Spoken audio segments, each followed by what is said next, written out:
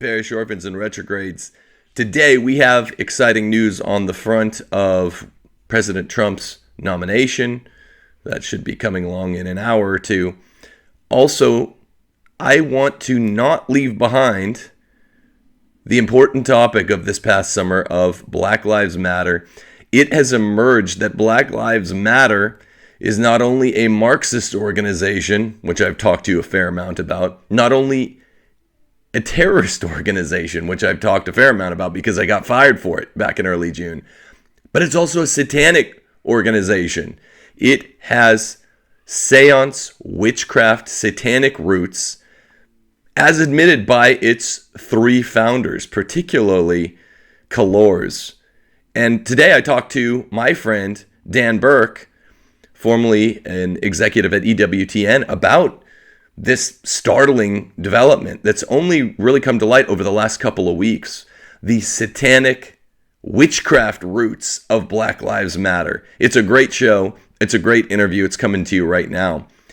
I also wanted to, in honor of President Trump's announcement today and ending Roe versus Wade, bring to you an amazing deal. If you go to www.makeabortionillegalagain.com and you give the discount code RETROGRADE, you can get one of these amazing hats that I'm wearing for a discounted price. That is makeabortionillegalagain.com. It's a great hat. It's a great thing to wear in this last month as we approach 30 days and under until the election, to support not only President Trump, but whomever his Supreme Court pick may be, because the big game is ending Roe versus Wade, illegalizing abortion, making all involved in the transaction of abortions criminals, because that's what they are.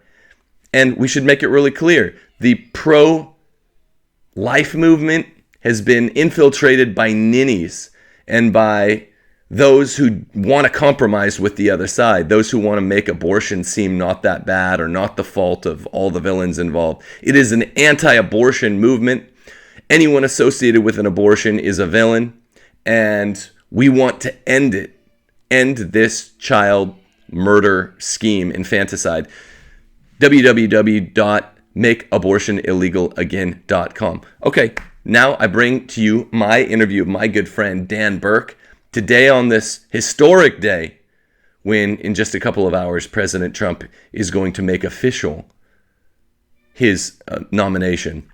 And we'll see how things unfold as this wacky September 2020 turns to October. What's the October surprise going to be? We've already had several in this election year. God bless you. God bless America. Peace.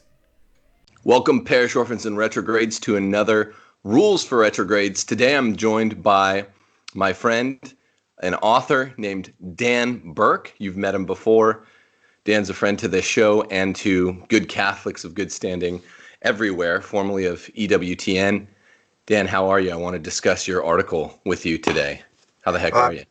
I'm great, Tim, and grateful for all the good work you're doing out there. We talked a little bit off air before, and you're doing important work and lifting up the truth, and I am grateful for you and a new generation of Catholic leaders that you're part of, and so it's always fun to be with you. Thanks so much, Dan. And by the way, we talked for 40 minutes before starting to shoot, which is what you do when you interview friends rather than strangers, and then the whole morning's gone. But I felt like a sap because I went down to get my coffee right before rolling, and I forgot to ask, how's your health? How are your lungs and your continued recovery from COVID? Good? I'm actually healthier. I'm on the edge of serious problems always with my health. Right. Which is good for me spiritually, I think. But I am actually healthier than I was before I got COVID. So many know that I had to, I quit my job with EWTN in part because my health had been in decline for 3 years. And it was just not getting better. So I had to do something dramatic. And then I got COVID. So it didn't quite work out of the gate, but I think it is working longer term. So yeah. But did no weird relapses or side symptoms that show up 3 months after recovery or anything? No, I mean, the long-term thing was weird, was brain swelling. I don't remember if I talked to you about it, but it was like one Thursday, and I remember it was Thursday because the lights went on, and I remembered everything I had to do that I wasn't doing, and so I thought, oh, okay, I'm going to be okay. But that was just 2 or 3 weeks after I got out of the hospital. Now I'm great. I'm in better shape than I was then, and I'm walking every day, and so all is well. Good. Thanks for asking. Good. That's good. Well, that daily walking, particularly if done with the family or the wife, can just be a real, I find particularly after dinner. I mean, people Yeah, out there, it sounds kind of banal to talk about something like this, but after dinner walks are bizarrely enlivening. yeah, Even it doesn't matter, young, middle-aged, whatever. Before we left California, we'd pledged to do it daily, and we were like religious about it. Just to yeah, do it an after dinner walk with all 6 kids to something called the marketplace in our town. It was 5 miles, and it took us like 2 hours with the stroller and the wheelchair. But every day of the summer until we left California, it's just something's really, it puts everyone in a good mood, and we would pray our rosary on the walk. It's just yeah. We do the really, same it's thing. really healthy. Yeah. We do the same thing. By the way, how's your daughter doing? We didn't talk about that. Abby's great. She's great. She hasn't had one seizure. Everyone, I probably should update people more often. Not one seizure. She was having 35 to 45 a day Yeah. before she had the hemispherectomy. And Uh-huh. ever since then, not one. I mean, which was the point of the surgery. She was on all kinds of anti-seizural meds, which are not good for the health long term, but they weren't even working. She was having what they call breakthrough seizures. That's why we had that on April the 6th. And yeah, not one. So thanks for bringing that up. Well, and in that context, I'd ask you and your listeners to pray for a little guy named Jacob. He's 7 years old, friend of our nephew of a good friend, who's in PQ for seizures, neurological issues. 12 hours of seizure activity yesterday, as of yesterday. So if you could pray for that, and I know since you feel it as you pray it, it's much more, powerful. No doubt. Do they know the well, yeah, I'll pray for them. I was going to say Yeah. ideologically, do they understand what's going on? I don't think so. I mean, 12 hours without being able to stop it is quite as you know, that's rough. God bless him. Little Jacob, we Yeah. will definitely pray for him. Well, so I brought you on today because I wanted to talk to you about your September the 8th article last week on crisis called The Occult Spirituality of Black Lives Matter, which is Well, a fact that emerged sometime in the week before that the Black Lives Matter, Patrisse Cullors, they actually have like seances to effectuate their ends. It's a good article. Everyone should go read it. I'll link it in the show notes. yeah, I mean, it's pretty shocking now in terms of kind of the way that business is done in that context. It doesn't surprise me that there was some occult heart to the whole thing because of the destructive nature.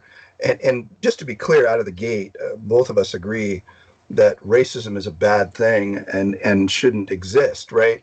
But Of course. the question that we're addressing today is how do you solve that? What is it? Is it how does it manifest? If it manifests, how do you solve it? But in this case, in terms of Patrisse Cullors, and she was having a conversation with Medina Abdullah. So Patrisse Cullors is the director of Black Lives Matter Global Network, and Melina, I'm sorry, Abdullah is the co-founder of Black Lives Matter Los Angeles. And they were in a video, and this is not an interpretation, okay? What we're talking about here. No, This no. and their video isn't like some secret thing. They're just out publicly in an interview I talking know. about their spirituality. So you and I aren't, there's no cloak and dagger here. There's no weird stuff. It's out there. You can see it. I put it in the article.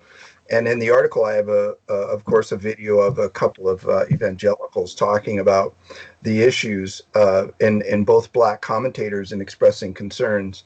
But basically, they're conjuring up demons. Now, how are they doing that? Well, they're first, Patrisse lays the foundation of, well, they give offerings, like, so tobacco, honey, she says, to those who are dead.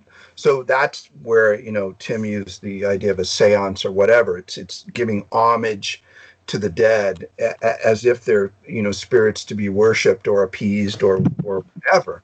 And that's the genre of spirituality we're talking about.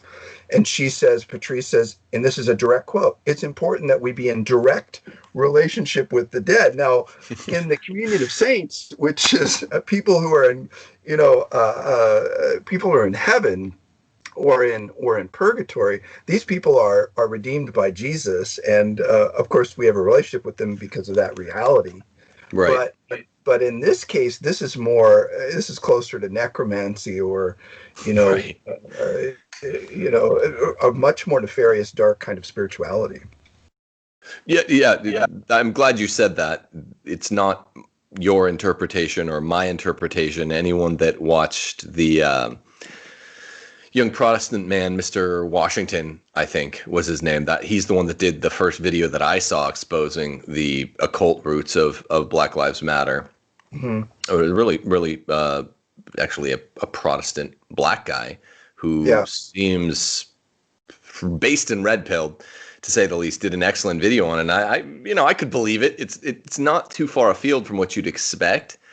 But the important point here is it's bona fide demonic spiritual activity, right? I mean, that's important. And I'll say this, I ran the article, so I've had some experience with exorcism and deliverance ministry, a lot more than the average lay person, in fact, way more.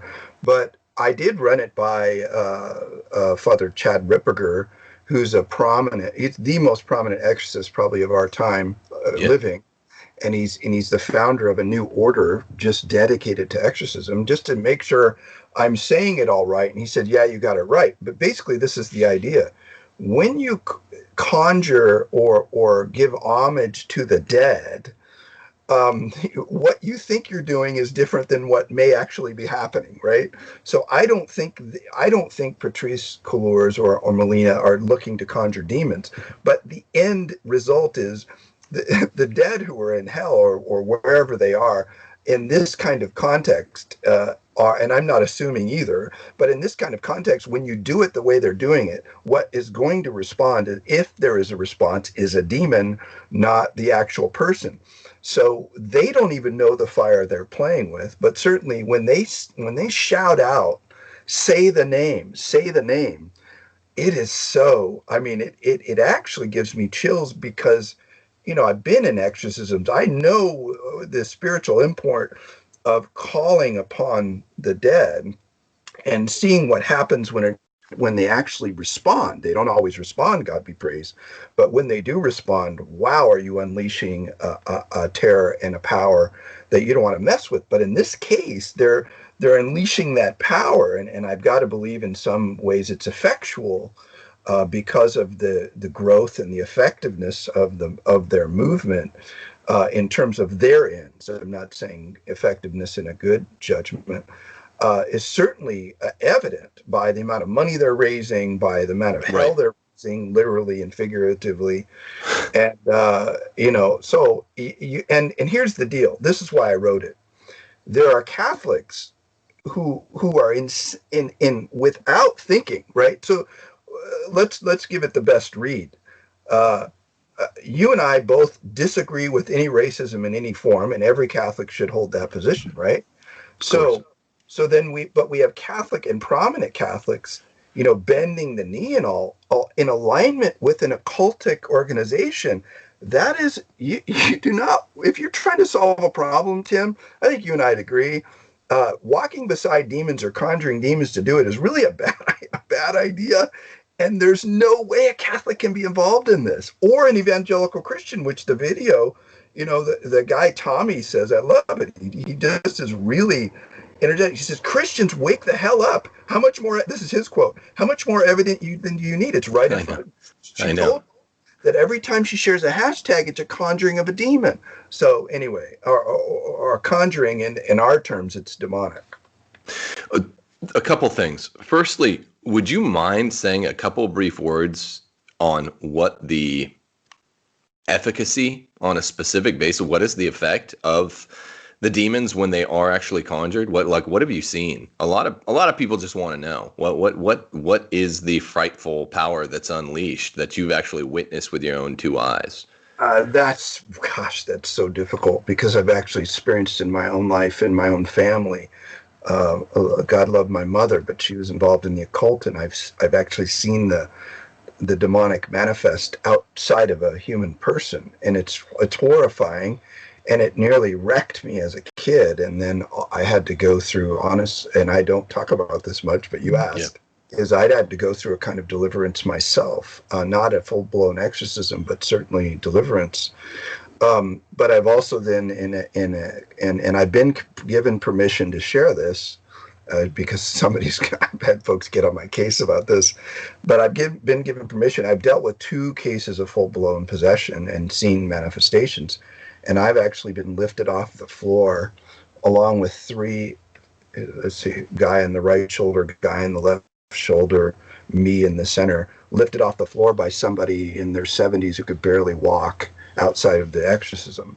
So it's a horrifying. I mean, it's, you think, oh, well, then are the movies right? Like, is The Exorcism right? Or The Right, with Anthony Hopkins, that movie? The answer is, in some cases, yes. It's horrifying. And for the victims, I have to tell you, it is torture of the absolute worst imaginable kind of torture that a person can endure when they're possessed. So yeah, the power is real.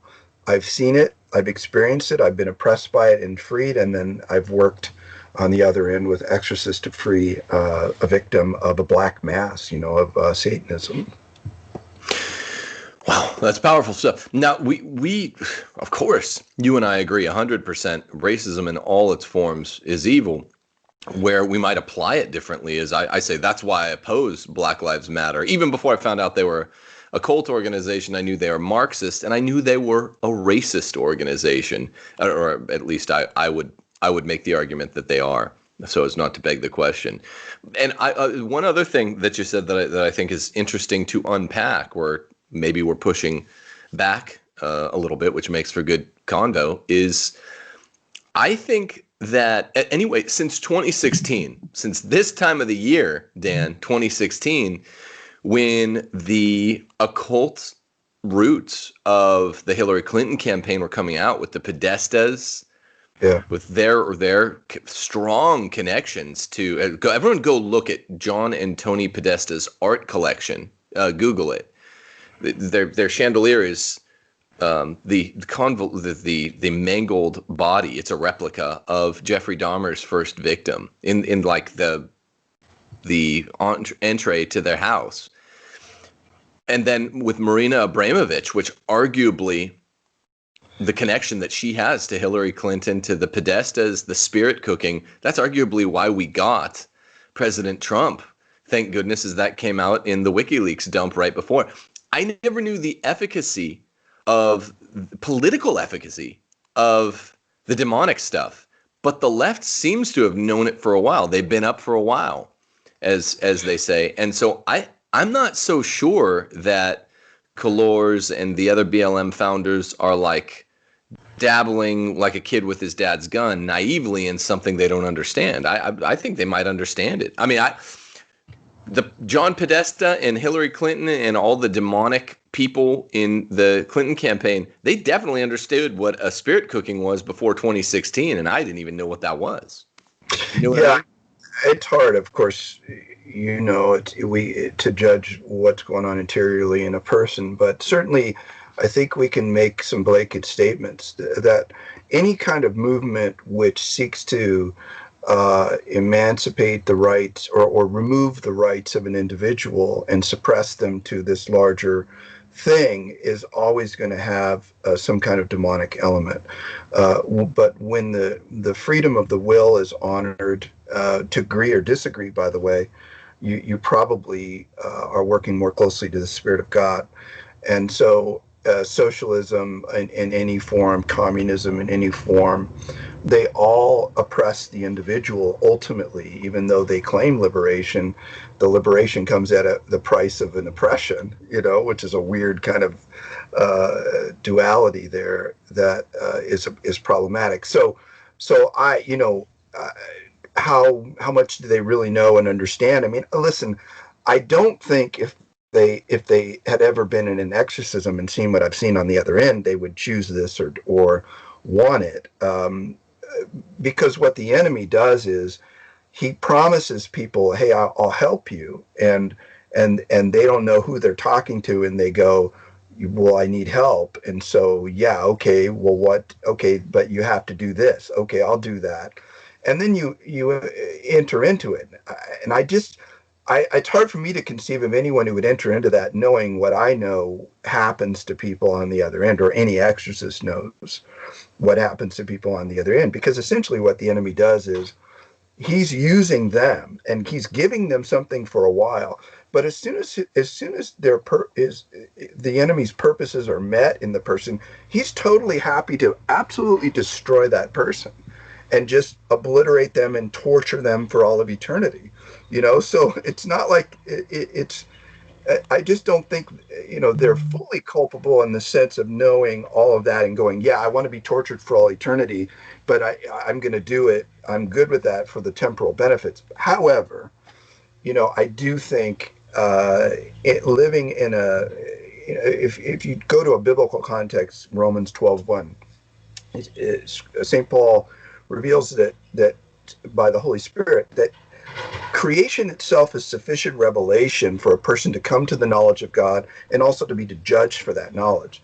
So it is true in that sense that we're all always culpable to some degree, and of course that's why hell exists for dealing with that. But in a practical sense, it's hard for me to go, yeah, they know exactly what they're doing. Yeah, well, the question at law that's always difficult is condemnable actus reus, the bad act, but with a culpable mens rea, a culpable state of mind, it's always difficult to say, did this person act with scienter?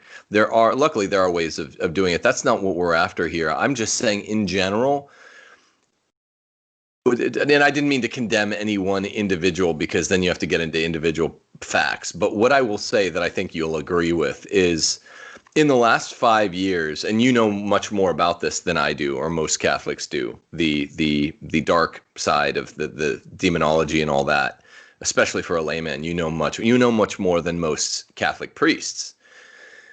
But for me, the last 5 years, I've come to see, kind of like if you're a kid and you went to a slumber party and you're the last person to wake up. I was always the last one to fall asleep at slumber parties, so I was the last one to wake up. So this is a familiar image. You wake up and something's already going on in the room. The other boys are, getting into that day's mischief, and it's kind of the middle. You wake up mid-story, en medias res.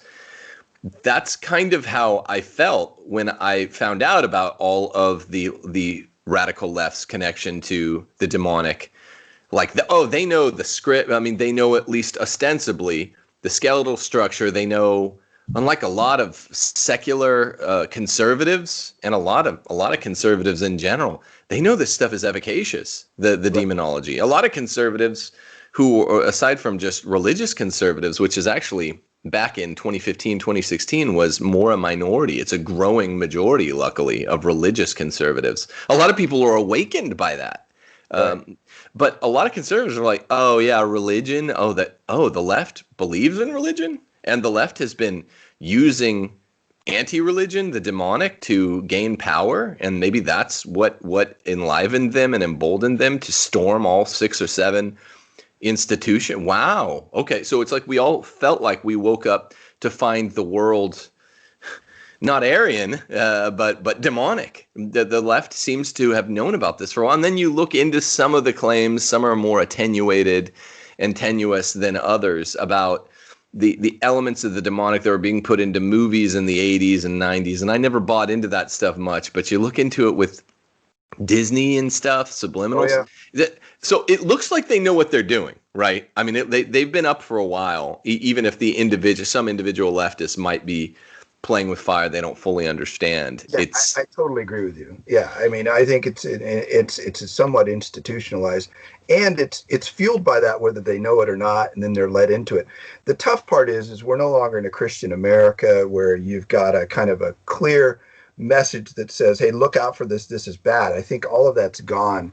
And so when somebody like Patrice Cullors says, hey, I need help beyond myself, she doesn't have the check of the culture to say, well, this is a really destructive way and this is a good way. But nonetheless, they're culpable. They do use it. It's true. And I think even what we've seen in Hollywood with even some of these sex cults that are, Right. people are actually like one actor is a part of a recruiting process to bring others into a sex cult that's demonic. I mean, once somebody starts to act in accordance with it and has any sense of the mechanistic aspects of it and acquiesces to it, they are fully culpable at that point. Right. Wow. Well, but I mean, the thing about BLM is printed right up there on.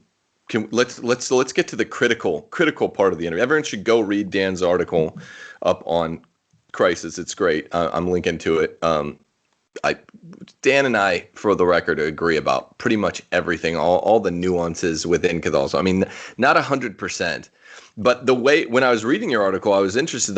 I think it's fascinating. I always love the way you weave into your writing autobiographical threads that keep it really interesting. You don't dwell too much on those. I enjoy your writing a lot. But when you were saying, you open up with the line, Black lives do matter, period. And you asked me, you're like, oh, do you disagree with that? I'm like, of course not, man. Of course not. In no way do I. But at times when I was reading the first, second paragraph, it's almost like in your article, it's almost as if we didn't know that also on their website, aside from the fact that they're espousing some benign stuff, some innocuous stuff that you pretty much, like Michael Knowles says, like nobody doesn't think that. I mean, everyone, you have to say, well, Black Lives Matter. It's just everybody else's life matter too. There's the fact that they're big supporters of real racism, right? B, they're also big supporters on their website of the idea that they want to destroy the Western nuclear family. So that you get that, you go against that, obviously, even though it doesn't appear in your article. I just want to put that out there to credit you. You hate that. Yeah. No, of course. I mean, and I didn't say Black Lives Matter, period. I said Black lives do matter, period. I'm very specific with the language I use. Yeah. Because when I'm not supporting the institution when I say that, but I am supporting anyone who ever experiences racism on any level, which I'm totally against. And, as I mentioned in the article, I didn't, say exactly how, but my family has paid some price for being a part of countering racism in our context. And I believe, and I know, and I can say this of you, if you and I were standing together and we saw a black kid being picked on by some, larger white kids, we wouldn't just stand there and go, oh, bummer for that black kid. We would jump in and say, hey, knock it off. So if there's any tangible expression of racism that you and I can control, this is a key issue, we would always fight it, right? 100%. But what this movement does is it proclaims on a level of Gnosticism, really, that it's ubiquitous. Every white person is a racist, period, no matter whether they know it or not or believe it or not, and even if they reject racism, and especially if they say they're not. So it's really a very confused world, because I'm conflicted because I have experienced, as I put in my article, my stepfather was a racist. He was a really bad dude. He fired a gun in our home. He beat my mother. He terrorized us kids. And so it's real, right? The question, though, of the institutional nature of it is really the issue at hand. And Black Lives Matter, the organization, says it's proclaimed all of those things I noted a minute ago. And I don't agree with that. And I think you don't agree either. I think a better question for a Catholic is where does racism occur and how can we mitigate it? On an individual basis, and we should do that, and my wife and I do that as best we can where it appears in our lives, and we have. But I think the if I could jump in, Dan, I think the only real tell for how do you spot a racist, which is like the big question. America's obsessed with race.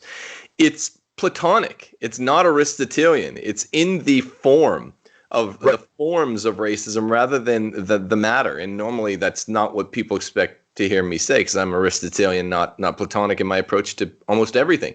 But you have to if you want to know if someone's a racist, you have to ask them precisely your hypothetical. Like, okay, what if we see some white kids picking on a black kid? Yeah, 100%. Not you intervene physically and put yourself at risk to do so.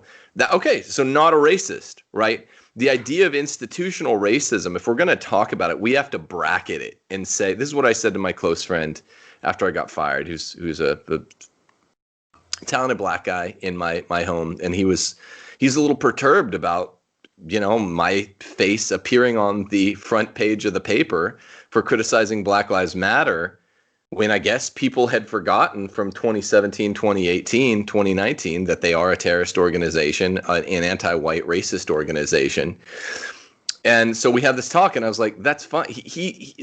What I don't understand is when people say, yes, like we get that basically all trappings of white against black racism are gone to the five senses, but you have to use like your spidey sense and you see institutional racism. That's just people my age and below are like, no, I mean, there's racism, like Charles Barkley says. Charles Barkley says the most of the racism he's ever seen is black on white. And that rings very true for people my age and below. I don't think I've ever known a legitimate white racist that would answer my Platonic forms question in the negative.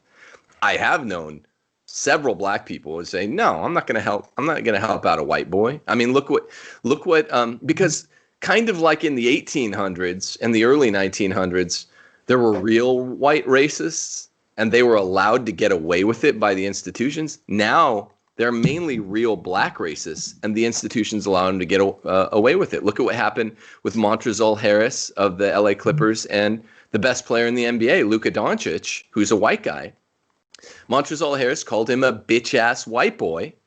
And everyone in the NBA was saying, oh, he shouldn't have said that, but it might have sounded racist, but it wasn't racism, is what Kenny Smith was saying, which is non-intelligible. And the only one that was sensible was Charles Barkley. He's like, this is reprehensible. This is reprehensible. And it's also typical. The only racism we really see, without getting into the institutional, ethereal nonsense, which I don't think bears out, people my age and below, is black against white racism. Never seen other way around.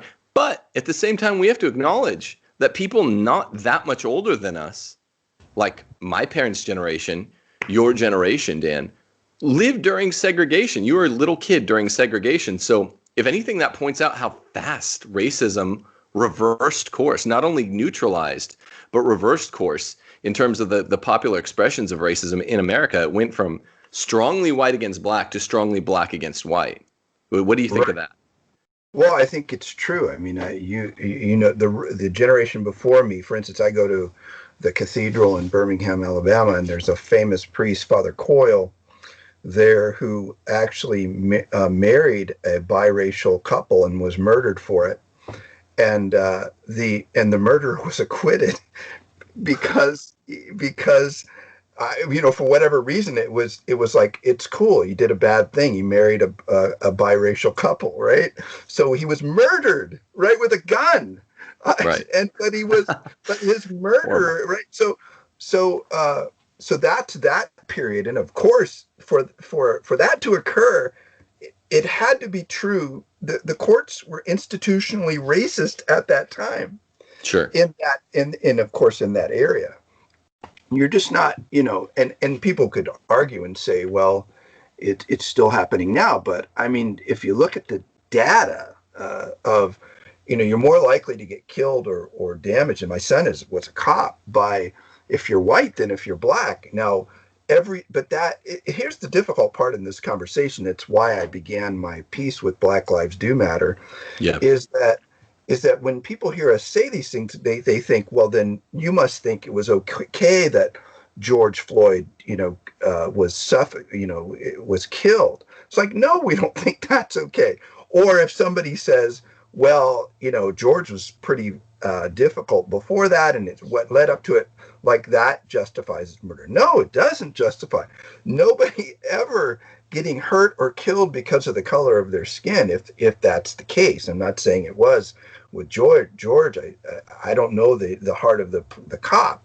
We would say it's always bad, but the question is it institutional? And and if it's institutional, what do you do about it? I can't deal with that. When you're talking about Platonic versus Aristotelian, just like to bring it down to a really practical level, if I can't see it, like the analogy I gave with the black kid getting picked on the white kids, I can't deal with it, and I can't be held accountable to it. But if I see it and I don't deal with it, then maybe you can hold me accountable as a racist. But that's not where I'm at. It's not where you're at. No, of course not. But here's my point. I don't think this is. I don't think you disagree. When in our hypo of me and you taking an after dinner stroll or whatever, and we see a group of, this is like what every white person in America wants. They want to white knight and help out a black kid getting picked on a bunch of white kids. When you see that, you will hear the epithets. You will hear that the taunts is not strong enough term. You'll hear the hateful language, and so which will substitute, which will make nicely the case of the prosecutor. This is their culpable mens rea. These were kids that weren't just picking on this kid because he's kind of a dweeb, the way they might pick on a white dweeb, but they're picking on him because he's black. You hear all the statements if you're there for 2 seconds.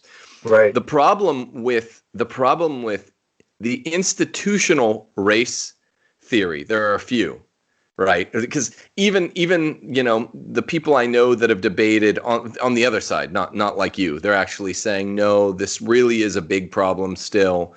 Even they admit, okay, capital R racism, where it's just white people are in the Overton window allowed to just be openly anti-black, that's dead. So I'm like, okay, so it's call it a racism equivalent, what you're arguing for, and even then, I think I can prove that it's wrong. Institutional racism, put it in brackets, because if it's outside the Overton window, the window of acceptability, social acceptability, it's outside the window. How can there be institutional racism? Well, that's how you get a black president, right? That's the proof. That's how you get a black president. That's how it's so much easier by objective standards for a black guy of equivalent intelligence and grades and merit to get into an undergrad program or a grad program than a white guy. There is black privilege in our nation now. It's undeniable. It's the only allowance under the 14th Amendment at law of race-based preferencing is to allow black people with lower standards into higher schools, affirmative action. So, it is black privilege. It's not theoretical. Even when you said, well, in the South, this pretty obvious evidence of real white against black racism. Yes, but that's juries.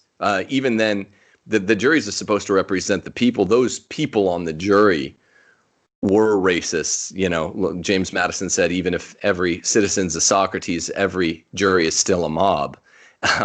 And that proves it quite well. But I would say this, how come all of the 3 or 4 cases that the Soros Marxists have used to divide America along racial lines this odd summer, which is now coming to a close, how come all of them were like violent black criminals or violent black criminals who were getting underway at the beginning of their, Anton Arbery, George Floyd, Breonna Taylor, whatever, they were all, Anton Arbery had brought a gun to school and was clearly casing a neighborhood to rob. George Floyd had done armed robbery. He jammed a gun in a woman's stomach. So that's not a strong first opening fact. Even if the cop in any of those cases or the concerned citizens against Anton Arbery had said a racial slur because they were really undertaking a crime, an actual crime, and because the cops roll up with sheet tear, they know this guy's rap sheet in many states.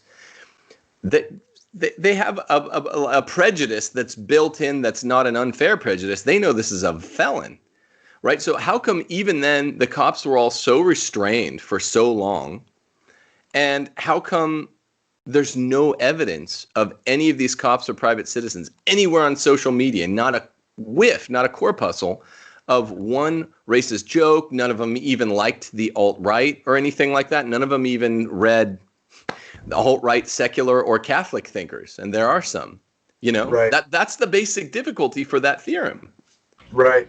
Yeah. I mean, we're on the same page. I mean, I live next door to an awesome black couple. In fact, on two sides, one former New Orleans Saint guy, the other an attorney, and then also, someone who's head of a medical association. And so, yeah, none of these were those folks, right? It wasn't a black lawyer who was going to the store to Right. get groceries for his family. It was, folks involved in criminal activity. And so now still they should be treated appropriately under law and with appropriate levels of intensity with respect to their resistance to legal restraint. Sure. But and they shouldn't die if they don't need, if they're not pointing a gun at your head, they shouldn't die. So that George Floyd shouldn't have died, But except for his health problems and all the health yeah, problems. No, I never supported whatever that officer with the Cajun name. I always forget his name. Chauvin.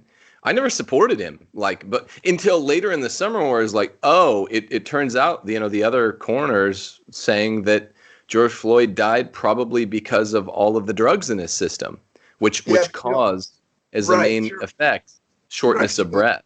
But I don't. I know you're going to agree with this. Yes, but you don't need to kneel on the dude's neck to restrain him. He's no longer a threat. If he's got, So, and my son was a cop. All the cops have, as this sort of rising level of. They're supposed to match the level of their aggression with the threat, right? If someone's subdued, you're done, right? Stop. You don't have to keep exerting the force anymore. And there's 3 cops there. I mean, whatever the number was, there's no longer any danger. Get off his neck. And Sure. he's culpable in many ways for all this junk that's happened as a result because of that egregious behavior. But so we agree. I don't think we disagree on any of this. I think we're from different generations, right? I went to junior high where the entire school lined up black, white to fight. But I wouldn't have any part of that because I'm just like, I don't have a beef against those. I just think anyone who's going to fight, white or black, you're both idiots. So I bolted and was hoping it didn't come to blows. But here's the issue in the end. I think for us, you and I are Catholics, and we're trying to help Catholics think about this. The bottom line is all racism is bad and should be fought against as it manifests. We both agree with that in the sense that when you can see it, like the kid on the street, the black kid who's being bought, every Catholic should agree that shouldn't happen and we should fight against that. Second, we cannot align ourselves with institutions that have beliefs or means that are contrary to Catholic teaching. Socialism, communism, you cannot be Catholic and support those ideologies, okay? Now, third, if they're conjuring demons, run, okay? Run, right? Go find another group to align with. Let's say you disagree with Tim and I, and you believe that there is a culture, systematic racism. Fine. Align yourself with a group that deals with those in a Catholic way, using Catholic means. And what does that mean? Means that are acceptable to our founder, which is Jesus Christ, to our God, to our values, to our virtues, and dealt with in a way that's constructive for all involved And they don't suppress one group over another, but instead what they do is they say all people are made in the image of God and Right. therefore worthy of being treated with dignity and respect. So that's Tim and I agree, I think, Tim, on all of that. And that was the point of my article, is that you cannot be Catholic and align with these kinds of institutions, period. Right. It's a good article. People should all go read it. And generational applications of our agreeing proposition aside, like, I will make this concession. Okay, so here it is. Well, I mean, we're agreeing anyway. But the one thing that did surprise me over the last 2 to 3 years, I said 4 to 5 years ago, I was learning, holy cow, the left really knows to use, demonology. That's weird. Right. The last 2 to 3 years since I've been making videos, what I have learned is that the alt-right is an actual thing.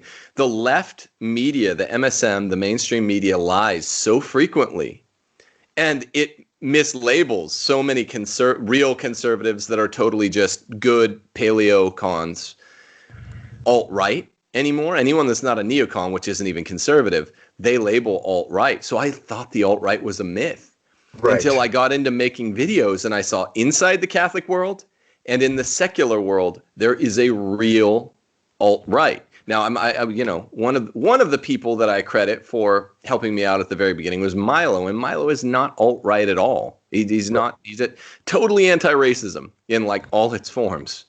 So that the guy's got flaws like all of us do, but racism is not one of them.